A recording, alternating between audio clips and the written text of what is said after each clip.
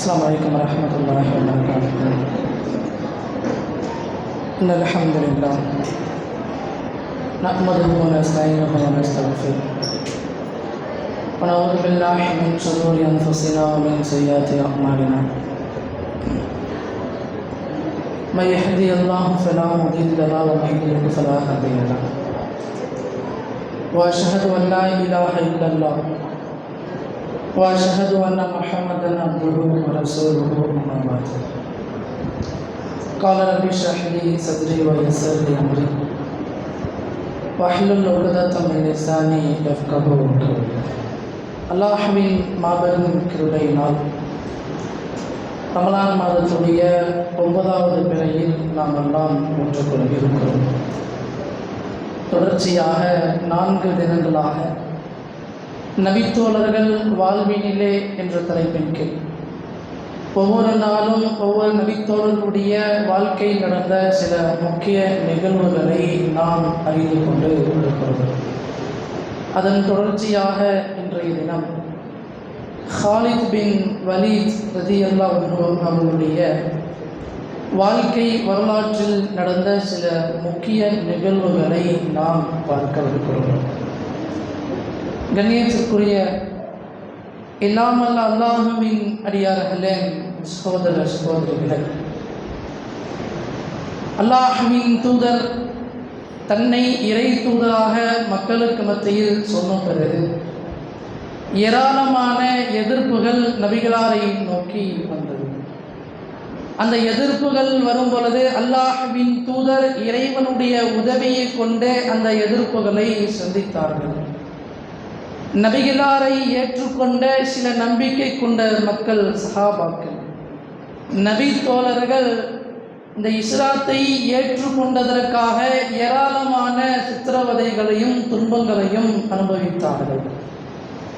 Khalid bin Walid ரலியல்லாஹு அன்ஹு அவர்கள் இவர் ஆரம்ப நேரத்தில் இஸ்லாமிய மார்க்கத்தை ஏற்றுக்கொள்ளவில்லை. இவர் மக்கத்து காஃபிராக இருந்தார்.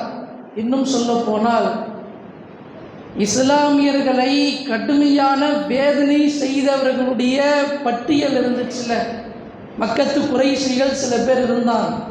அந்த மக்கத்து குறைஷிகளில், மக்கத்து காஃபிர்களில் ஆரம்ப நேரத்தில் ஹாலித் என்று சொல்லக்கூடிய இந்த நபர் இஸ்லாமியர்களை கடுமையான முறையில் துன்புறுத்தக்கூடியவராக இருந்தார். நபிகளாரை கொலை செய்ய வேண்டும் என்ற எண்ணத்தோடு ஏதாவது ஒரு வாய்ப்பு கிடைச்சிடாதா? அவர் இஸ்லாத்தை ஏற்றுக்கொள்கிற வரைக்கும் ஹாலித் பின் வலீத் என்று சொல்லக்கூடிய அந்த நபர் நபிகளாரை கொலை செய்ய வேண்டும், பிரிவினையை உண்டாக்கிவிட்டார்.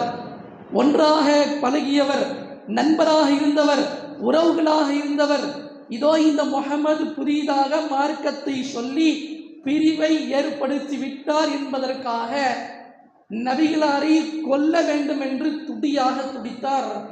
இஸ்லாத்தை ஏற்பதற்கு முன்பாக இவர் பத்ர் களத்தில் கலந்து கொள்ளவில்லை. பத்ர் யுத்த களத்தில் ஹாலித் பின் வலீத் கலந்து கொள்ளவில்லை. மக்கத்து குறைஷிகள் பத்ர் களத்துக்கு போறார். அப்ப அபு ஜஹில் ஹாலித்தை பார்த்து சொன்னார், ஹாலித்தே, எல்லாருமே பத்ருக்கு போயிட்டா மக்காவை பாதுகாப்பதற்கு யாரும் இல்லை, நீ பதிர்களத்திற்கு வர வேண்டாம், நீ மக்காவை பாதுகாத்துக்கொள், நாங்கள் பதிர்களத்திற்கு செல்கிறோம். ஹாலித்தை மக்காவில் இருக்க வைத்துவிட்டு இவர்கள் பதிர்களத்திற்கு சென்றார்கள். பதிர்களத்தில் அல்லாஹ் ரப்புல் ஆலமீன் இஸ்லாமியர்களுக்கு ஒரு மிகப்பெரிய வெற்றியை கொடுத்தாங்க. இவர் எந்த அளவுக்கு எதிரினா, பதிர்களத்தில் மக்கத்து காஃபிர்கள் தோற்கடிக்கப்பட்டார்கள். அதற்கு பலிக்கு பலி வாங்க வேண்டும் என்பதற்காக மறு போர்க்களம் உஹதுடைய யுத்தம். அந்த உஹது போர்க்களத்தில் மக்கத்து குறைஷிகள், காபிர்கள் ஏகப்பட்ட எதிரிகளை ஒன்றாக திரட்டி இஸ்லாமியர்களை அழிக்க வேண்டும் என்ற நோக்கத்தில் வந்தார். அந்த உஹதுடைய போர்க்களத்தை பற்றி நாம் படிக்கும் பொழுதே ஆரம்ப நேரத்தில் இஸ்லாமியர்கள் வென்று காட்டினார்கள். உஹதுடைய களத்தில் முதல் பாகம்னு வச்சுக்கோங்க, முதல் பாகத்தில் இஸ்லாமியர்கள் வென்று காட்டினார்கள், எதிரிகளை விரட்டி அடித்தார்கள். ஆரம்ப நேரத்தில் உஹதுடைய யுத்த களத்தில் அப்ப அல்லாஹ்வின் தூதர் சொன்னார்கள், ஒரு மலையை கை காட்டி சொன்னாங்க, இந்த மலையில் சில போர் வீரர்களை நிற்க வைத்தார்கள். கழுகுகள் எங்களை கொத்தி தின்பதை கண்டாலும் அந்த மலையை விட்டு இறங்காதீங்கன்னு ரசூலுல்லாஹ் சொன்னாங்க. என்ன ஆனாலும் சரி, இந்த மலையை விட்டு மட்டும் நீங்கள் இறங்க வேண்டாம். நபிகளார் கட்டளையிட்டார்கள். அந்த மலையின் மீது சில போர் வீரர்கள் நிறுத்தி வைக்கப்பட்டார். ஆரம்ப நேரத்தில் இஸ்லாமியர்கள் வெற்றி பெற்றாலும் மலை மீது நிறுத்தி வைக்கப்பட்ட அந்த போர் வீரர்கள் எதிரிகள் வீழ்ந்து கிடப்பதை பார்க்கிறார்கள். எதிரிகள் வைத்திருந்த ஆயுதங்களை பார்க்கிறார்கள். கனிமத் பொருட்கள் ஆங்காங்கே கீழே கிடக்கு, யாருமே இல்லை. இப்போ இறங்கி அந்த ஆயுதங்களை பெற்றுக்கொள்ளலாம், நாம் எடுத்துக்கொள்ளலாம் என்ற நோக்கத்தில் என்ன ஆனாலும் மலையின் மீது இறங்க வேண்டாம்னு நபிகளார் சொன்னார்கள். ஆனால் அந்த தோழர்கள் கனிமத்து பொருட்களை பார்த்த பிறகு மலையின் மீது இறங்கி விட்டார்கள். மலையின் மீது இறங்கி அந்த ஆயுதங்களை எடுப்பதற்காக போயிட்டாங்க. காலித் பின் வலீத் எதிரி படையுடைய தளபதி, குதிரை வீரர், மிகப்பெரிய போர் வீரர். இவர் எந்த அளவுக்கு குதிரை வீரர்னா, காலித்தும் உமரும் நெருங்கிய நண்பர். 2 நபர்களும் குதிரை போட்டி நடத்துவாங்களாம், குதிரையில போட்டி போடுவாங்களாம். 2 நபர்களும் குதிரையில் போட்டி போட்டால் யார் வெற்றி பெறுவார் என்று நடுவர்கள் குழம்பி நிற்பாங்களாம், தேர்வு செய்ய முடியாது. அந்த அளவிற்கு காலித் பின் வலீத் ரலியல்லாஹு அன்ஹு அவர்களும் உமர் ரலியல்லாஹு அன்ஹு அவர்களும் குதிரையில மிகப்பெரிய வீரராக திகழ்ந்தார்கள். யாரும் அடிச்சுக்க ஆளு கிடையாது என்று சொல்லுகிற அளவுல குதிரையில் அமர்ந்து போர் செய்வதில் மிகவும் தந்திரம் மிக்க நபர்கள். அதில் ஒருவர் தான் காலித். ஆரம்பத்தில் எதிரிகள் விரண்டு ஓடிட்டார். ஒரு நிமிடம் காலித் யோசிக்கிறார். அவருடைய தந்திரம், போர்க்களத்தில் அவர் தந்திரமாக செயல்பட்டதன் காரணமாக இஸ்லாமியர்கள் 70 நபர்கள் கொல்லப்பட்டார்கள். அந்த போர்க்களத்தில் மலையின் மீது அந்த தோழர்கள் இறங்கி வந்த உடனேயே காலித் பின் வலீத் என்ன செய்கிறார், தன் குதிரை படையை அழைத்து கொண்டே அந்த மலையின் மீது ஏறி இஸ்லாமியர்களுக்குள்ள புகுந்து விட்டார். மலையில ஏறி இஸ்லாமியர்களுக்குள்ள புகுந்துட்டார். உள்ள வந்த உடனேயே இஸ்லாமியர்கள் அங்குமுகமாக இருக்கிறார்கள். மக்கத்து குறைஷிகள் இஸ்லாமியர்களை சின்ன பின்னமாக்கி துவம்சம் செய்தார்கள். ஓட ஓட அடிச்சாங்க. சொல்ல போனா வரலாற்றில் இது போன்ற வாசகங்கள் பதிவு செய்யப்பட்டிருக்கிறது. இஸ்லாமியர்கள் விரண்டு ஓடினார்கள்.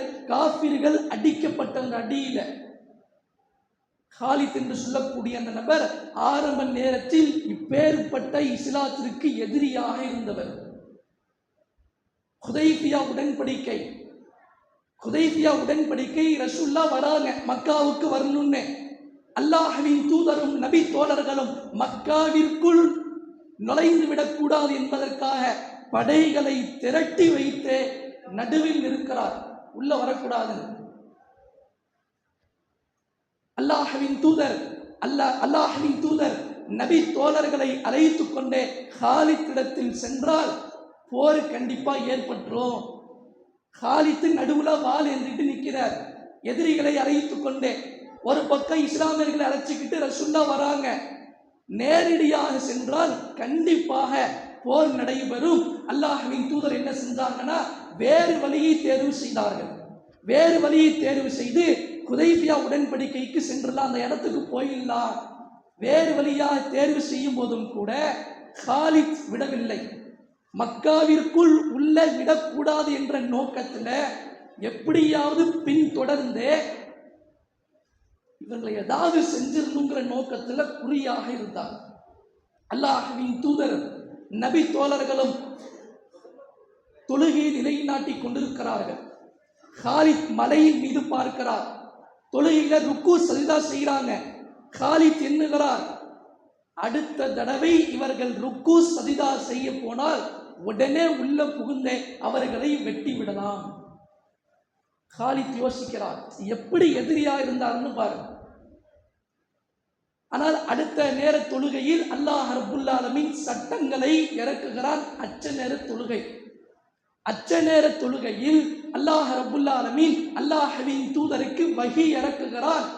ஒருவர் ருக்குவிற்கும் சஜிதாவிற்கும் சென்றால் மற்ற நபர்கள் பின்னால பாதுகாத்து நில்லுங்க. அவர்கள் செய்து முடித்த பிறகு நீங்கள் செல்லுங்கள், அவர்கள் பின்னால் பாதுகாத்து நிற்கட்டும். அச்ச நேர தொழுகை சட்டத்தை அல்லாஹ் ரப்புல் ஆலமீன் அப்போதுதான் இறக்குகிறான். காலித் பின் வலீத் ஆரம்ப நேரத்தில் இவர் இஸ்லாத்திற்கு எப்படி எதிரியா இருந்தாங்கன்னு பாருங்க. மக்காவுடைய வெற்றி சமயம் அல்லாஹ்வின் தூதர் ஸல்லல்லாஹு அலைஹி வஸல்லம் அவர்கள் காலித்துடைய சகோதரர் வலீத், காலித்துடைய தந்தை பேரும் வலீத் தான், காலித்துடைய சகோதரன் பேரும் வலீத் தான். அந்த வலீத் என்பவர் இஸ்லாத்தை ஏற்றுக்கொண்டார். தந்தை இஸ்லாத்தை ஏற்றுக்கல, காலித்தும் இஸ்லாத்தை ஏற்றுக்கொள்ளவில்லை. காலித்துடைய சகோதரர் வலீத் என்பவர் இஸ்லாத்தை ஏற்றுக்கொண்டார். அந்த வலீத் இடத்தில் நபிகளார் சொன்னார்கள், காலித் போன்ற அறிவுள்ள கூர்மையாளன் ஏன் இன்னும் இஸ்லாத்திற்கு வரவில்லை? வருத்தப்பட்டு ரசூலுல்லாஹ் சொல்லிட்டு போனார். வலீத் இடத்தில், காலித்துடைய சகோதரரிடத்தில் சொல்லிட்டு போனார். மக்காவுடைய வெற்றி சமயம் மக்கத்து குறைஷிகள் நிலை தடுமாறி இருந்தார். என்ன செய்யறதுன்னு தெரியல. ஏன்னா அந்த சமயத்துல அல்லாஹ்வின் தூதர் அவர்களுடைய மதீனாவுல ஒரு மிகப்பெரிய சாம்ராஜ்யத்தை உண்டாக்கி விட்டார்கள். மக்காவில் இருந்து ஒவ்வொன்றாக அப்படியே மதீனாவுக்கு எதிர செஞ்சு போய்கிட்டே இருக்கார். சில நபர்களால் அதை தாங்கிக் கொள்ள முடியவில்லை. காலித் அதை யோசித்து புலம்பிக் கொண்டிருக்கிறார். அந்த நேரத்தில் அவருடைய சகோதரர் ஒரு கடிதத்தை கொடுக்கிறார்கள். அந்த கடிதத்தை படித்து பார்த்தால் நபிகளார் சொன்ன வார்த்தை அந்த கடிதத்தில் இருக்கிறது. காலித் போன்ற ஒரு அறிவுள்ள கூர்மையான ஒரு வீரர் இன்னும் இஸ்லாத்திற்கு வரவில்லையே, எனக்கு வருத்தம் அளிக்குதுன்னு நபிகளார் சொன்னாங்க. அந்த கடிதத்தை படித்த காலித் ரலியல்லாஹு அன்ஹு அவர்கள் மனது சற்று மாறுகிறது. சிந்திக்கிறார், இஸ்லாமியர்களுக்கு எவ்வளவு வேதனை கொடுத்திருக்கோம். உஹதுடைய களத்தில் எத்தனை நபர்களை நான் கொன்றிருக்கிறேன். ஹுதைபியா உடன்படிக்கையின் போதும் நபிகளாரை கொல்ல வேண்டும் என்று துடித்திருக்கிறேன். இந்த நேரத்திலும் நான் இஸ்லாத்தை தழுவ வேண்டும் முஹம்மது சொல்றாருன்னா சற்று சிந்திக்கிறார். இறைவன் உள்ளத்தை மாற்றுகிறார். இஸ்லாத்தை ஏற்பதற்காக மதீனாவுக்கு செல்கிறார். எப்பேற்பட்ட ஒரு எதிரி ஒரு சின்ன கடிதத்தின் மூலியமா அல்லாஹ் அப்படியே அவருடைய உள்ளத்தை மாற்றுகிறார். மதீனாவை நோக்கி செல்கிறார். மதீனாவை நோக்கி செல்லும் பொழுது மற்றொரு தோழர் அம்ர் பின் ஆஸ், இவரும் ஆரம்பத்தில் எதிரிதான். இவரும் மதீனாவுக்கு சென்று கொண்டிருக்கிறார் இஸ்லாத்தை ஏற்பதற்காக. இரண்டு நபர்கள் காலித் பின் வலீத், அம்ர் பின் ஆஸ் மக்காவிலிருந்து மதீனாவுக்கு இஸ்லாத்தை ஏற்றுக்கொள்வதற்காக செல்கிறார்கள். நபிகளார் மதீனாவிற்கு வரும் பொழுதே எவ்வளவு வரவேற்பு கிடைத்ததோ அது போன்று வரவேற்பே காலித் ரலியல்லாஹு அன்ஹு அவர்கள் மதீனாவுக்கு வரும் பொழுது கிடைத்தது. ஏன்னா அவங்க அவ்வளவு பெரிய போர் வீரர். எப்படி வீரர்னா பின்னால் வரக்கூடிய சம்பவங்கள்ல நான் பதிவு செய்கிறேன். மதீனாவுக்கு வருகிறார்கள், அல்லாஹ்வின் தூதரை சந்திக்கிறார்கள். அல்லாஹ்வின் தூதரை சந்தித்து லா இலாஹ இல்லல்லாஹ் அஷ்ஹது அன்னக ரசூலுல்லாஹ், வணக்கத்திற்குரியவன் அல்லாஹ்வை தவிர வேறு யாரும் இல்லை, அல்லாஹ்வின் இறை தூதர் முஹம்மது நபிதான் என்று உறுதியாக நம்புகிறேன் என்று இஸ்லாத்தை ஏற்றுக்கொண்ட பிறகு நபிகளாரிடத்தில் கேட்டார்கள், அல்லாஹ்வின் தூதரே, இதற்கு முன்னால் எவ்வளவோ பாவங்களை செய்திருக்கிறேன், இஸ்லாமியர்களை கொன்று குவித்திருக்கிறேன், நான் செய்த பாவத்தை இறைவன் மன்னிப்பானா? நபிகளார் சொன்னார்கள், காலித்தே, உனக்கு தெரியாதா, ஒருவர் இஸ்லாத்தை ஏற்றுக்கொண்டால், ஒருவர் ஹிஜ்ரத் செய்தால், ஒருவர் ஹஜ்ஜை செய்தால், அவர் அதற்கு முன்னால் செய்த ஒட்டுமொத்த பாவத்தையும் இறைவன் மன்னித்து விடுவான் என்று உனக்கு தெரியாதா?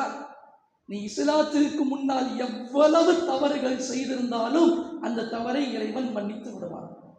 நபிகளார் வாக்குறுதி கொடுத்தார்கள். இஸ்லாத்தை வாழ்க்கை நெறியாக ஏற்றுக்கொண்ட பிறகு அவர் செய்த தியாகத்தை பாருங்கள். மெய் சிலருக்கு வைக்கக்கூடிய தியாகம். இது போன்று மனிதர்கள் இந்த உலகத்தில் வாழ்ந்தார்களா என்று யோசிக்க வைக்கக்கூடிய ஒரு வரலாறு. காலித் பின் வலீத் ரலியல்லாஹு அன்ஹு அவர்கள் இஸ்லாத்தை ஏற்றுக்கொள்கிறார். இவர் இஸ்லாத்தை ஏற்றுக்கொண்ட பிறகு செய்த முதல் செயல் என்ன தெரியுமா? முத்தசீருடைய அத்தியாயம், அந்த அத்தியாயத்தை ஓதுகிறார். ஏன் இந்த அத்தியாயத்தை ஓதுகிறார்னா, இவர் தந்தை பற்றியான கண்டனமான ஒரு வசனத்தை இறைவன் இறக்கினார். காலித்துடைய தந்தை வலீத் ஆரம்ப நேரத்தில் அல்லாஹ்வின் தூதரை கடுமையாக எதிர்த்தார். எந்த அளவுக்கு எதிர்த்தான் என்றால், ஃபகால இன் ஹாதா இல்லா சிஹ்ரி யுப்ஸர் இன் ஹாதா இல்லா கவுலுல் பஷர். இதோ இந்த முஹம்மது இருக்காரே, யாரோ சூனியம் வச்சுட்டாங்க, வளரி கொண்டிருக்கிறான், பைத்தியக்காரனாக இருக்கிறான். மக்களை குழப்பி வழிகேட்டின் பக்கம் அழைத்து வந்தார் இவருடைய தந்தை. இறைவன் கண்டித்து வசனத்தை இறக்குகிறார். சக்கர், அவனை சக்கர் என்ற நரகத்தில் போடுவோம். சக்கர் என்ற நரகம் என்னன்னு தெரியுமா? அது எவரையும் விட்டு வைக்காதே, தோள்கள் எல்லாம் கருகிவிடும். காலித்துடைய தந்தைக்காக இறக்கப்பட்ட வசனம். இவர் இஸ்லாத்தை ஏற்ற அடுத்த நொடி செய்த செயல், அந்த அத்தியாயத்தை முழுவதுமாக ஓதுகிறார். இந்த வசனம் வரும்போதெல்லாம் கண்ணீர் வடிக்கிறார். என் தந்தை குறித்தான வசனமாகிவிட்டதே, என் தந்தை சிறுக்கில் மரணித்து விட்டாரே, நரகவாசியாகிவிட்டாரே. கண்ணீர் வடித்து புலம்பக்கூடியவராக இருந்தார் காலித் பின் வலீத் ரலியல்லாஹு அன்ஹு அவர்கள். இப்ப இஸ்லாத்திற்கு வந்த பிறகு பாருங்க, ஓரிரண்டு காலத்துல இவர் இஸ்லாத்தை ஏற்றுக்கொண்ட பிறகு ஓராண்டு அல்லது 2 ஆண்டு, வரலாற்றில் 2 விதமாகவும் பதிவு செய்யப்பட்டிருக்கிறது. ஓரிரண்டு ஆண்டு காலத்தில் முஅத்தா என்ற போர்க்களம். ஏன் இந்த போர்க்களம்? அல்லாஹ்வின் தூதர் ஒவ்வொரு நாட்டிற்கா இஸ்லாத்தை எடுத்து சொன்னார்கள். கடிதத்தின் மூலியமாக பல நாடுகளுக்கு எடுத்து சொன்னார்கள். சிரியாவுக்கு எடுத்து சொன்னார்கள், ஈரானுக்கு எடுத்து சொன்னார்கள், ஈராக்கிற்கு அனுப்பினார்கள், பல நாடுகளுக்கு அனுப்பினார்கள், ரோமர்களுக்கும் அனுப்பினார்கள், பாரசீகத்திற்கு அனுப்பினார்கள், பலஸ்தீனுக்கு அனுப்பினார்கள், ஷாமிற்கு அனுப்பினார்கள். ரோமர்களுக்கு கடிதத்தை எழுதி அனுப்பும் பொழுதே கடிதத்தை எடுத்து வந்த தூதுவரை அந்த ரோமர்கள் கொன்று விட்டார்கள். அதற்காக அல்லாஹ்வின் தூதர் ஒரு 3000 நபர்கள் கொண்ட ஒரு படையை அனுப்பி வைக்கிறார். 3000 நபர்கள் அல்லாஹ்வின் தூதர் முன்னறிவிப்பு செஞ்சு அனுப்புகிறார். இதோ இந்த படையில் ஸைத் பின் ஹாரிஸா படை தளபதியாக இருப்பார், இவர் மரணித்து விட்டார். ஜாஃபர் பின் அபி தாலிப் படை தளபதியாக இருப்பார், இவரும் மரணித்து விட்டார். அப்துல்லா பின் ரவாஹா படை தளபதியாக இருப்பார். 3 நபர்களை தேர்வு செய்து முஅத்தா என்ற போர்க்களத்திற்கு அல்லாஹ்வின் தூதர் அனுப்பி வைக்கிறார். களத்தில் போய் நின்றா எதிரிகள் லட்சக்கணக்கான நபர்கள், ரோமர்களுக்கு எதிராக நடந்த முதல் போர். லட்சக்கணக்கான நபர்கள், என்ன செய்வதுன்னு தெரியல. முஅத்தா என்ற அந்த இடத்தில் நடக்கக்கூடிய போர்க்களத்தை அல்லாஹ் ரப்புல் ஆலமீன் அல்லாஹ்வின் தூதருக்கு நேரடி காட்சியாக வஹ்யை ஒவ்வொரு நொடியாக எடுத்து காட்டினார். அங்க என்ன நடக்குதோ அப்படியே அல்லாஹ் இங்க அறிவிச்சுக்கிட்டே இருந்தான். போர்க்களம் நடைபெறுகிறது. 3000 நபர்கள் இஸ்லாமியர்கள், எதிரிகள் லட்சக்கணக்கான நபர்கள். கடுமையான முறையில் போர் நடைபெற்று கொண்டிருக்கும் பொழுது நபிகளாருடைய முன்னறிவிப்பின்படி முதல் ஆள் ஸைத் பின் ஹாரிஸா கொல்லப்படுகிறார். ஜாஃபர் பின் அபி தாலிப் அந்த கொடியை பிடிக்கிறார்கள், அவரும் கொல்லப்படுகிறார். அப்துல்லா பின் ரவாஹா அவரு கொடியை பிடிக்கிறார், அவரும் கொல்லப்படுகிறார். ரசூலுல்லாஹ் இதெல்லாம் சஹாபாக்களுக்கு அறிவிக்கிறாங்க மதீனாவில் உட்கார்ந்துட்டு. இதோ ஜாஃபர் கொல்லப்பட்டு விட்டார், அப்துல்லா பின் ரவாஹா கொல்லப்பட்டு விட்டார் சொல்லும் போதே ரசூலுல்லாஹ் கண்ணீர் வடிக்கிறார். அப்துல்லா பின் ரவாஹா கொல்லப்படும் பொழுதே அல்லாஹ்வின் தூதர் கண்ணீர் வடிக்கிறார்கள். என்ன செய்வதுன்னு தெரியல களத்தில் இருந்தவர்களுக்கும் நபிகளாருக்கும். அந்த நேரத்தில் இஸ்லாத்தை ஏற்றுக்கொண்ட காலித் பின் வலீத் ஒரு சில ஆண்டுகள் முஅத்தா போர்க்களத்தில் படைகள் நிலை குழம்பி இருக்கக்கூடிய அந்த நேரத்தில் காலித் பின் வலீத் ரலியல்லாஹு அன்ஹு அவர்கள் கொடியை பிடிக்கிறார்கள், இஸ்லாத்திற்காக போரிட்டார்கள். அல்லாஹ்வின் தூதர் வர்ணித்து சொன்னார்கள், சைஃபுல்லா, அல்லாஹ்வின் போர்வால் காலித் பின் வலீத் கொடியை எடுத்து விட்டார், போர் செய்கிறார். கடுமையான முறையில் போர் நடைபெறுகிறது. 3000 நபர்களை வைத்து கொண்டு லட்சத்திற்கு எதிரிகளை எதிர்த்து போரிட்டார்கள். ஒரு மிகப்பெரிய வெற்றியை அல்லாஹ் முஅத்தா போர்க்களத்தில் கொடுத்தார். இந்த காலித் பின் வலீத் பதிவு செய்கிறார் பாருங்க, முஅத்தா போர்க்களத்தில் என்னுடைய வாள்கள் 9 வாள், நினைச்சு பாருங்க, என் வாள் 9 வாள்கள் அந்த போர்க்களத்தில் உடைக்கப்பட்டது. 9 வாள் உடைஞ்சு போகிற அளவுக்கு காலித் பின் வலீத் ரலியல்லாஹு அன்ஹு அவர்கள் இந்த இஸ்லாத்திற்காக செய்த தியாகத்தை நினைவு கூறுங்கள். அவ்வளவு வீரதீரமாக செயல்பட்டார். நபிகளார் வர்ணித்து சொன்னார்கள், அல்லாஹ்வின் போர்வாள், அல்லாஹ்வின் போர்வாள். படைகள் நிலை தடுமாறி இருக்கும் பொழுதே அந்த நேரத்தில் கொடியை பிடித்து இஸ்லாமியர்களை வழி நடத்தினார்கள். லட்சத்திற்கு எதிரிகளை விரட்டியடித்தார்கள். ரோமர்கள் பின்வாங்கி சென்றார்கள். இந்த ரோமர்கள் யார் தெரியுமா? இவர்களை எதிர்த்து போர் செய்வது தற்கொலைக்கு சமம். படை பலம் மிக்க வீரர்கள். இவர்களை எதிர்த்து யாரும் எதிர நிற்க மாட்டார். எந்த போர்க்களத்திலையும் தோற்காத ஒரு படை. முதல் தடவை இஸ்லாமியர்களை கண்டு விரண்டு ஓடினார்கள் ரோமர்கள். அல்லாஹ்வின் தூதர் மரணிக்கிறார். இதோட இவர் தியாகம் விடல. இவர் செய்த செயலை பாருங்கள். நபிகளார் மரணிக்கிறார்கள். அபூபக்கருடைய ஆட்சி காலம். அபூபக்கர் ரலியல்லாஹு அன்ஹு அவர்கள் ஆட்சி பொறுப்பை ஏற்ற பிறகு சில நபர்கள் ஜக்காத் கொடுக்க மாட்டோம் என்று ஒரு பிரிவு இருந்துச்சு. இன்னும் சில நபர்கள் பொய் நபி, நானும் இறை தூதர்தான் என்று வாதிட்ட ஒரு கூட்டம் இருந்துச்சு. அபூபக்கர் சித்திக் ரலியல்லாஹு அன்ஹு அவர்கள் ஒரு படையை தயார் செய்கிறார்கள். தயார் செய்து அந்த படைக்கு தளபதியாக காலித் பின் வலீத் ரலியல்லாஹு அன்ஹு அவர்களை தேர்வு செய்கிறார். மதீனாவை விட்டு அப்பதான் வெள்ளம் போனார். மதீனாவை விட்டு வெளியே செல்கிறார். அபூபக்கர் சொன்னார், ஒரு பெண்மணி வயிற்றில் ஒரு ஆண் மகனை சுமக்க வேண்டும் என்றால் காலித்தை போன்று சுமக்க வேண்டும். வர்ணித்து சொன்னார்கள், காலித்தை போன்று ஒரு ஆண் மகனை சுமக்க வேண்டும். அவ்வளவு வீரமிக்கவராக இஸ்லாத்திற்காக தியாகம் செய்த நபி தோழர்கள். மதீனாவை விட்டு செல்கிறார். இஸ்லாமிய படையை கண்ட உடனேயே ஜக்காத் கொடுக்க மாட்டோம் என்று சொன்னவர்கள் ஜக்காத்து கொடுக்கிறோம்னு வழிக்கு வந்துட்டான். மறுபக்கம் முஸ்ஸைலமா, பொய்யன், கொடியவன், இஸ்லாமியர்களை தன்னை இறை தூதராக ஏற்றுக்கொள்ள வேண்டும் என்று நிர்பந்தித்தான். நபிகளார்கிட்ட வந்து டீலிங் போட்டான். முஹம்மதே, நீங்கள் உயிரோடு இருக்கிற வரைக்கும் நீங்க இந்த மக்களுக்கு இறை தூதராக இருங்க. நீங்கள் மரணித்த பிறகு நான் தான் இறை தூதர் என்று மக்களிடத்தில் அறிவிப்பு செய்து விடுங்கள். ரசூலுல்லாஹ் கிட்ட ஒப்பந்தம் போட்டான். அந்த பொய்யன் கொடியவன் நபிகளார் சொன்னார்கள், கேலி கிண்டல் அடித்தார்கள். முஸ்ஸைலமாவே கையில் ஒரு குச்சி வச்சிருந்தாங்க. ரசூலுல்லாஹ், என் கையில் உள்ள குச்சியை வாங்குவதற்கு கூட உனக்கு தகுதி இல்லை, இறை தூதர் என்ற பட்டம் கேட்கிறதா?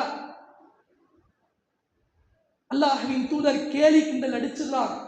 முஸ்ஸைலமா தனக்கு பின்னால் ஏகப்பட்ட நபர்களை ஏற்படுத்தி வைத்திருந்தார். ஏகப்பட்ட நபர்கள். யமாமா போர்க்களம், முஸ்ஸைலமாவிற்கு எதிராக நடைபெற்ற யமாமா போர்க்களம். அந்த போர்க்களத்திலையும் தளபதியாக காலித் பின் வலீத் ரலியல்லாஹு அன்ஹு அவர்கள் இருக்கிறார்கள். அந்த யமாமா போர்க்களத்தில் குரானை மனனம் செய்த 70க்கும் மேற்பட்ட நபி தோழர்கள், ஹாஃபில்கள், குர்ராக்கள் அந்த போர்க்களத்தில் அல்லாஹ்வின் பாதையில் கொல்லப்பட்டார்கள். குரானை மரணம் செய்தவர்கள் இஸ்லாமியர்களை அடிக்கிறாங்க, கொலை செய்கிறாங்க. காலித் பின் வலீத் ரலியல்லாஹு அன்ஹு அவர்கள் அந்த நேரத்திலும் ஒரு பக்கம் இஸ்லாமியர்கள் பின்வாங்குறாங்க. எதிரிகளுடைய கை ஓங்கிய பிறகு இஸ்லாமியர்கள் பின்வாங்கினாலும் காலித் பின் வலீத் ரலியல்லாஹு அன்ஹு அவர்கள் முன்னோக்கி செல்கிறார்கள். எதிரிகளுடைய படையின் மீது சென்றார்கள். ஒற்றை நபராக எதிரி படையிற்குள் புகுந்து எல்லாரையும் வெட்டி சாய்த்தார்கள். ஒற்றை மனிதராக. எப்பேற்பட்ட ஒரு வீரம்னு பாருங்க. அந்த போர்க்களத்திலையும் இறைவன் வெற்றியை கொடுத்தான். யமாமா போர்க்களத்திலையும் அந்த படை இஸ்லாமிய படை வென்றது. வரிசையா ஒவ்வொரு நாடாக காலித் பின் வலீத் ரலியல்லாஹு அன்ஹு அவர்கள் வெற்றியை சூறையாடி கொண்டே போய்கிட்டே இருக்காங்க. நபிகளார் முன்னறிவிப்பு செஞ்சாங்க. ஆரம்பத்தில் ஒரு காலம் வரும், அந்த காலகட்டத்தில் இஸ்லாமியர்கள் ரோமர்களை வெல்வார்கள், பலஸ்தீனை வெல்வார்கள். ரசூலுல்லாஹ் முன்னறிவிப்பு செஞ்சாங்க. அப்ப காலித் பின் வலீத் இஸ்லாத்தை ஏற்பதற்கு முன்பாக நபிகளாரை நோக்கி சொன்னார், இருக்கிறது 4 பேர். இந்த 4 பேரை வச்சுக்கிட்டு அவ்வளவு பெரிய படையை எதிர்க்க போறாங்களா? காலித் பின் வலீத் ஆரம்ப நேரத்தில் கேலி கிண்டல் அடித்தார் நபிகளாரை. 4 பேரை வச்சுக்கிட்டு ரோமர்கள் எவ்வளவு பெரிய படை, அவர்களை எதிர்த்து போர் செய்ய போறாங்களா? பைத்தியக்கார கூட்டமான்னு சொல்லிட்டு போனாங்க.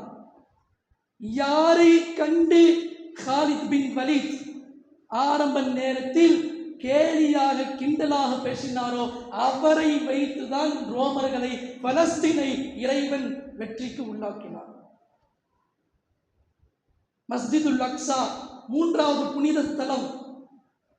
அல்லாஹ்வின் தூதர் முன்னறிவிப்பு செய்கிறாங்க, அந்த அக்ஸாவை நீங்கள் கைப்பற்றுவீர்கள், பலஸ்தீனை வெல்வீர்கள். காலித் பின் வலீத் ரலியல்லாஹு அன்ஹு அவர்கள் பலஸ்தீனை நோக்கி செல்கிறார்கள்.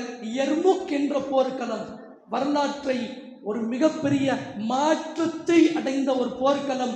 அந்த யர்முக் போர்க்களம் நடைபெற்ற நாளும் சரி, அந்த போர்க்களத்திற்கு பிறகு ரோமர்கள் இவங்கள்ட்ட எப்படி தோற்று போனோம்னு நினைச்சு புலம்புனாங்களாம். அந்த போர்க்களத்துக்கு அப்புறம் யர்முக் போர்க்களம் காலித் பின் வலீத் ரலியல்லாஹு அன்ஹு அவர்கள் படை தளபதியாக இருக்கிறார்கள். யர்முக்ங்கிற பலஸ்தீனுக்கு போறாங்க. அப்ப மக்கள் பேசிக் கொள்கிறார்கள். என்ன பேசுறாங்கன்னா, காலித் படை தளபதியாக இருந்தால் அந்த படை தோற்று போவாது. மக்கள் பரவலாக பேசிக் கொண்டார்கள். இதை கேட்ட உமர் ரலியல்லாஹு அன்ஹு அவர்கள், காலித்தை நீக்குங்கள், காலித் படை தளபதியா வேணாம். மக்கள் காலித்தை உயர்வாக பேசுகிறார்கள். போர்க்களத்தில் வெற்றி என்பது அல்லாஹ்வால் தான் வருகிறது, காலித்தால் அல்ல. அபூபக்கரிடத்தில் கோரிக்கை வைக்கிறாங்க உமர் ரலியல்லாஹு அன்ஹு அவர்கள். அப்பவும் அபூபக்கர் சொன்னார், ஒரு பெண்மணி வயிற்றில் ஆண் மகனை சுமக்க வேண்டும் என்றால் காலித்தை போன்று சுமக்க வேண்டும், காலித் பொறுப்பில் இருப்பார். அந்த நேரத்தில் அபூபக்கர் மரணிக்கிறார். அபூபக்கர் சித்திக் ரலியல்லாஹு அன்ஹு அவர்கள் மரணித்த பிறகு உமருடைய ஆட்சி காலம். உமர் ரலியல்லாஹு அன்ஹு அவர்கள் பொறுப்பு ஏற்ற அடுத்த வினாடி படை தளபதி பொறுப்பில் இருந்த காலித்தை உடனடியாக நீக்குகிறார்கள். என்ன காரணம்னா சொல்லல, முதல் கடிதம் எழுதுறாங்க, யர்முக் போர்க்கள தளபதியில் இருந்த காலித்தை நீக்கிவிட்டேன்.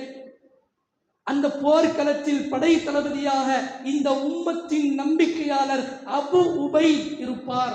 அபு உபைதா ரசூலுல்லாஹ் சொன்னாங்க, இவரை பற்றி ஒரு முன்னறிவிப்பு செய்தார்கள். ஒவ்வொரு சமுதாயத்திற்கும் ஒரு நம்பிக்கையாளர் அந்த இறை தூதருக்கு இருக்கிறார்கள். என் சமுதாயத்தின் என்னுடைய நம்பிக்கையாளர் அபு உபைதா. நபிகளார் முன்னறிவிப்பு சென்றார். இந்த உம்மத்தின் நம்பிக்கையாளர் அபு உபைதா இந்த போர் படைக்கு தளபதியாக இருப்பார்கள்னு கடிதம் எழுதுகிறார். போர்க்களம் நடைபெறக்கூடிய சமயம் கடிதம் கொண்டு வரப்படுகிறது. அபு உபைதா அந்த கடிதத்தை வாங்கி படிக்கிறார். படிச்சுட்டு உடனே காலித்தை கூப்பிட்டு சொல்லல, நீங்க பொறுப்பை விட்டு வளருங்க. இந்த நேரத்தில் சொன்னால் மக்கள் சலசலப்பாகி விடுவார்கள். அவர் செய்த செயல் அப்படியே மடிச்சு பைக்குள்ள தூக்கி வச்சாங்க. யர்முக் போர்க்களத்தில் அந்த படை நிற்கிறது. காலித் பின் வலீத் ரலியல்லாஹு அன்ஹு அவர்கள் ரோம பேரரசு அந்த மன்னருக்கு கடிதம் எழுதுகிறார். அந்த கடிதத்துடைய வாசகத்தை பாருங்கள். எங்கள் இறை தூதர் பலஸ்தீனை மஸ்ஜிதுல் அக்ஸாவை வெற்றி பெறுவீர்கள் என்று முன்னறிவிப்பு செய்தார்கள். நாங்கள் உங்கள் நாட்டுக்கு வெளியே படைகளை திரட்டி கொண்டு இதோ இங்கு நிற்கிறோம். எங்களை சாதாரண படை நினைச்சிடாதீங்க. மற்ற படையை போன்று எங்களை நினைத்து விடாதீர்கள். நீங்கள் மதுவை நேசிக்கிறீர்கள், மங்கை பெண்ணை நேசிக்கிறீர்கள். மதுவையும் மங்கையர் பெண்களை நேசிப்பதை போன்று நாங்கள் மரணத்தை நேசித்துக் கொண்டு இந்த இடத்தில் இருக்கிறோம். மற்றவர்களை போன்று எங்களை எண்ணி விடாதீர்கள். மரணத்தை நேசிக்கக்கூடிய கூட்டம். காலித் பின் வலீத் ரலியல்லாஹு அன்ஹு அவர்கள் கடிதம் எழுதி ரோமருடைய மன்னருக்கு அனுப்புறார். ஒண்ணு நீங்க சரண்டர் ஆயிடுங்க. சரண்டர் ஆளுனா எங்களோடு போருக்கு வாருங்கள். ரோமர்களுடைய எண்ணிக்கை 1,00,000. இஸ்லாமியுடைய படை சில கருத்து வேறுபாடு. ஒரு வரலாற்று செய்தியில 46,000 என்று வருகிறது. மற்றொரு வரலாற்று செய்தியில் 20,000 25. இந்த 20,000 40,000 இஸ்லாமிய படை வீரர்கள் இருக்கிறாங்க. இந்த எண்ணிக்கையில் இஸ்லாமியர்களை வைத்துக் கொண்டு 1,00,000 ரோமர்களை எதிர்த்து போர் புரிவதற்காக யர்முக் போர்க்களத்தில் காலித் பின் வலீத் ரலியல்லாஹு அன்ஹு அவர்கள் கடிதம் எழுதி அனுப்பிவிட்டு கூடாரத்துக்கு வராங்க. அபூ உபைதா ரலியல்லாஹு அன்ஹு அவர்கள் காலித்தை மட்டும் தனியாக பார்க்க வேண்டும் என்று சொல்லி உள்ளே புகுந்து, காலித்தே, உன்னிடத்தில் நான் ஒரு விஷயத்தை சொல்ல வேண்டும், அபூபக்கர் மரணித்து விட்டார். காலித் பின் வலீத் அலூரான். அதற்கு அடுத்த செய்தி, உமர் தான் இப்ப ஆட்சி பொறுப்பில் இருக்கிறார். உமர் எனக்கு ஒரு கடிதம் எழுதியிருக்கிறார். உங்களை பொறுப்பில் இருந்து நீக்கி என்னை அந்த பொறுப்பில் வைக்க சொல்லி கடிதம் எழுதியிருக்கிறார். இது உலக வாழ்க்கை, இது அற்ப வாழ்க்கை, மறுமைதான் நிரந்தரம் என்று காலித்திடத்தில் பக்குவமாக எடுத்து சொல்லும் பொழுதே காலித் ரலியல்லாஹு அன்ஹு அவர்கள் அபூ உபைதாவை பார்த்து சொன்னார்கள், அபூ உபைதாவே, எனக்கு முன்னால் நீங்கள் இஸ்லாத்தில் முந்திவிட்டீர்கள். பத்ர் களத்தில் நீங்கள் கலந்து கொண்டீர்கள். அஷரத்துல் பஷரா 10 சுவர்க்கவாசிகளில் நீங்களும் ஒரு மனிதர். உங்களுக்கு பின்னால் போர் செய்வதில் நான் எந்த குறையும் காண மாட்டேன். நீங்கள் தளபதியாக இருங்கள். உங்களுக்கு பின்னால் நான் போர்ப்படையில் இருக்கிறேன். யாருக்கு இந்த மனசு வரும்? கொஞ்சம் யோசிச்சு பாருங்க. சொன்னார். அபூ உபைதா ரலியல்லாஹு அன்ஹு அவர்கள் படை தளபதியாக இருக்கிறார். காலித் பின் வலீத் அந்த போர் படையில் இருக்கிறார், ராணுவ வீரராக. யர்முக் போர்க்களம் நடைபெறுகிறது. 1,00,000 நபர்கள், வெள்ளை யானை, கருப்பு யானை கூட படையிலுங்க. யானை படைகளை வைத்துக் கொண்டு அந்த போர்க்களம் நடைபெற்றது. இஸ்லாமியர்களுக்கு ஒரு அச்சம், இவ்வளோ எண்ணிக்கையா யானை படலாம் இருக்கிற, என்ன செய்யறதுன்னு தெரியலையே. இஸ்லாமியர்களுக்குள் ஒரு சலசலப்பு ஏற்படும் பொழுது அங்கு ஒரு உரை நிகழ்த்தப்படுகிறது. எந்த போர்க்களத்திலையும் எண்ணிக்கையை கொண்டு நாம் வெல்லவில்லை. எந்த போர்க்களத்தில் எண்ணிக்கை கொண்டு வென்று காட்டினோம்? பத்ர் களமிலிருந்து இந்த போர்க்களம் வரைக்கும் வைத்துக் கொள்ளுங்கள். நம் படையில் உள்ள நபர்கள் எண்ணிக்கை குறைவு. எண்ணிக்கை கொண்டு நாம் வெல்லவில்லை. அல்லாஹ்வின் உதவியை கொண்டுதான் அந்த போர்க்களத்தில் வெற்றி பெற்றிருக்கிறோம். இந்த போர்க்களத்திலையும் அல்லாஹ்வின் உதவி வரும்னு வீர தீரமாக உரை நிகழ்த்தப்படுகிறது. உரை நிகழ்த்தப்பட்ட பிறகு போர்க்களம் நடைபெறுகிறது. கிட்டத்தட்ட இஸ்லாமியர்கள் 5000 8,000 வீரர்கள் அல்லாஹ்வின் பாதையில் கொல்லப்பட்டார்கள், ஷஹீதாக்கப்பட்டார்கள் யர்முக் போர்க்களத்தில். ரோமர்கள் இடத்தை விட்டுட்டு போயிட்டாங்க. இஸ்லாமிய படைக்கு ஒரு மிகப்பெரிய வெற்றியை கொடுத்தார். மஸ்ஜிதுல் அக்ஸாவை காலித் பின் வலீத் ரலியல்லாஹு அன்ஹு அவர்கள் அந்த ஆரம்ப நேரத்தில் போர் தளபதியாக இருந்து வீர தீரமாக செயல்பட்டு பின்னால் இராணுவ வீரராக ஆகி மஸ்ஜிதுல் அக்ஸா பலஸ்தீனை வெற்றி பெற்றார்கள். இந்த போர்க்களத்திற்கு பிறகு ரோமர்கள் ஒவ்வொரு நாளும் புலம்பினாங்களாம், இவங்கள்ட்ட எப்படி நம்ம தோத்தோம்? பேரிச்சம்பழத்தை சாப்பிடக்கூடிய கூட்டத்திடத்தில் நாம் தோற்றுவிட்டோமே. அந்த நேரத்தில் ரோமர்களை அடிப்பதற்கு யாரும் கிடையாது. தோற்பது முதல் முதல் ஆளே யாருன்னா இஸ்லாமியர்கள் தான். ஒரு மிகப்பெரிய வெற்றியை அல்லாஹ் ரப்புல் ஆலமீன் யர்முக் போர்க்களத்தில் கொடுத்தார். அதில் காலித் பின் வலீத் ரலியல்லாஹு அன்ஹுவுடைய தியாகம் எண்ணற்ற தியாகம், வீர தீரமாக செயல்பட்டார்கள். காலித்துடைய கடைசி நொடி மரணிக்கக்கூடிய தருவாயில் அவர் இருக்கிறார். காலித்த உமர் படையிலிருந்து நீக்கினார்ல, போர்க்களம் முடிஞ்சு பல வருடம் கழித்தும் ஏன் என்னை படை பொறுப்பில் இருந்து நீக்கினீங்கன்னு ஒரு வார்த்தை கூட கேட்கல, ஒரு வார்த்தை கூட கேட்கவில்லை. காலித் ரலியல்லாஹு அன்ஹு அவர்கள் கடைசி நொடி படுத்த படுக்கையாக இருக்கிறார்கள். 2 நபர்களை தூக்க சொல்றாங்க. 2 நபர்கள் காலித்தை தூக்குகிறார்கள். தூக்கிய உடனேயே காலித் பின் வலீத் ரலியல்லாஹு அன்ஹு அவர்கள் சொன்ன வார்த்தை, நான் அல்லாஹ்வின் மார்க்கத்திற்காக இறைவனுடைய பாதையில் கொல்லப்பட வேண்டும் என்பதற்காக எண்ணற்ற போர்க்களத்தில் பங்கெடுத்திருக்கிறேன், எண்ணற்ற போர்க்களத்தில் கலந்து கொண்டிருக்கிறேன், எண்ணற்ற வெற்றிகளையும் நான் வெற்றி பெற்றுக் கொண்டிருக்கிறேன். அல்லாஹ்வின் உதவியை கொண்டு என் உடலை நீங்கள் பார்த்தால் காயம் இல்லாத ஒரு இடத்தை கூட பார்க்க முடியாது. என் உடலை நீங்க ஆடையை கலட்டி பார்த்தா காயம் இல்லாத ஒரு இடத்தை நீங்கள் பார்க்க முடியாது. அவ்வளவு காயங்கள் என் உடலில் இருக்கிறது. ஆனால் அல்லாஹ்வின் பாதையில் நான் கொல்லப்படவில்லை, ஷஹீதாக்கப்படவில்லை. இதுதான் என் விருப்பமாக இருந்தது, இதுதான் என் ஆசையாக இருந்தது. அல்லாஹ்வின் மார்க்கத்திற்காக போர்க்களத்தில் பல போர்க்களத்தில் பங்கெடுத்த காலித் பின் வலீத் ரலியல்லாஹு அன்ஹு அவர்கள் போர்க்களத்தில் ஷஹீதாக்கப்படவில்லை என்ற கவலை, மரணத்துடைய தருவாயில் கண்ணீர் வடிக்கக்கூடியவராக இருந்தார். அவருடைய கவலை, நான் போர்க்களத்தில் கொல்லப்படல, அதுதான் மிகுதியாக இருந்தது. இயற்கை மரணம் அடைகிறார். அபூதர் கிஃபார் அபூதர் ரலியல்லாஹு அன்ஹு அவர்கள் காலித்துக்கு பக்கத்தில் தான் இருந்தார். அபூதர் ரலியல்லாஹு அன்ஹு அவர்கள் பதிவு செய்கிறார்கள், காலித் மரணித்தார், அவர் ஆடையை கலட்டினேன், நான் தான் குளிப்பாட்டினேன். அவருடைய உடலில் தண்ணீரை ஊற்றும் பொழுது ஒரு இடம் கூட காயம் இல்லாத இடத்தை நான் பார்க்கல.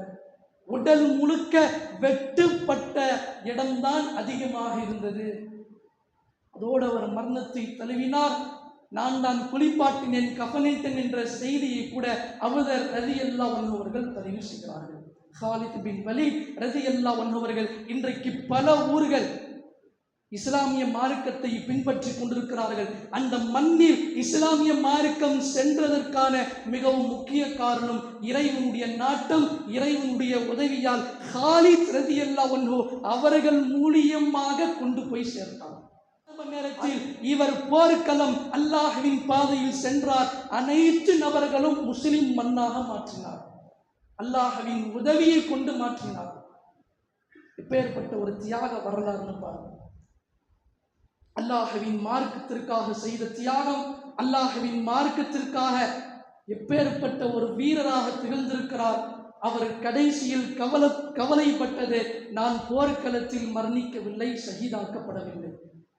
இந்த உலகத்தில் வாழக்கூடிய நாம் இது போன்ற எண்ணங்கள், அல்லாஹ்வின் பாதையில் என் உயிர் பிரிய வேண்டும் அமல்களோடு, போர்க்களம் இப்ப கிடையாது, அவர்களுக்கு இருந்தது. ஆனால் இன்றைக்கு என்றைக்காவது நாம் பிரார்த்தனை செய்திருக்கிறோமா, கவலைப்பட்டிருக்கிறோமா?